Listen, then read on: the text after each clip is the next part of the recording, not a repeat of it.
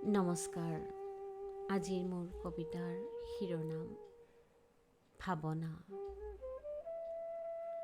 সপোনবোৰে কঢ়িয়াই আনে সুখৰ প্ৰতিবেশী, বহু ৰঙী ভিন্ন সুৰী, বহু জাগতিক মায়াজাল।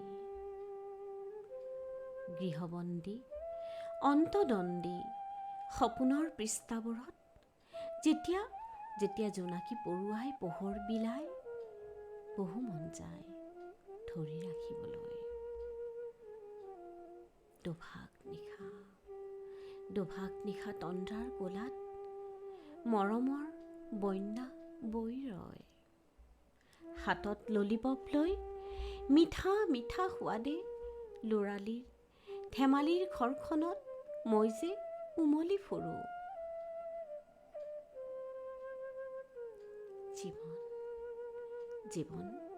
জীৱন এখনি নাট, পৃথিৱীখন যে নাট্য মঞ্চ, আৰু আমিবোৰ যে অভিনেতা অভিনেত্ৰী।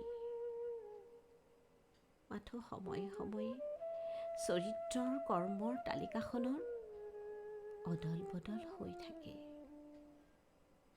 আৰু নামবোৰো সলনি হৈ যায়। এক যেন এৰাব নোৱাৰা ইন্দ্ৰজালত সোমাই পৰোঁ দিনৰ পিছত দিন। আবেগৰ ভাবাৰ্থত সেই যে হাঁহি কান্ধোন, সুখ দুখ অনুকম্পিত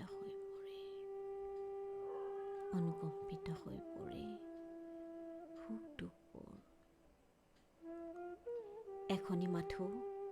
এখনি মাথো শুভ্ৰ বগা কাপোৰৰ আঁৰত যেন লুকাই আছে জীৱনৰ সকলো অৰ্থ,